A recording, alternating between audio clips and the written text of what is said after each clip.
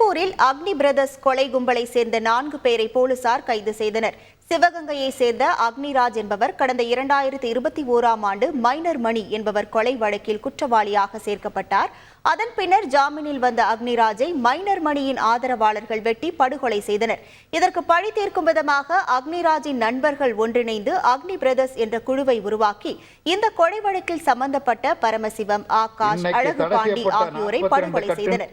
இதன் தொடர்ச்சியாக கடந்த வியாழக்கிழமை வினோத் கண்ணன் என்பவரையும் இந்த கும்பல் படுகொலை செய்தது. இந்த நிலையில் இந்த கும்பலை சேர்ந்தவர்கள் ராயர்பாளையம் அருகே பதுங்கியிருப்பதாக போலீசாருக்கு தகவல் கிடைத்தது. அதன் பேரில் நிதிஷ்குமார், காளீஸ்வரன், பிரபுதேவா மற்றும் சாமிநாதன் ஆகியோரை போலீசார் கைது செய்தனர். மேலும் தலைமறைவாக உள்ள 3 பேரை காவல்துறையினர் தீவிரமாக தேடி வருகின்றனர். செய்திகளை உடனுக்குடன் தெரிந்து கொள்ள உடனே சப்ஸ்கிரைப் பண்ணுங்க.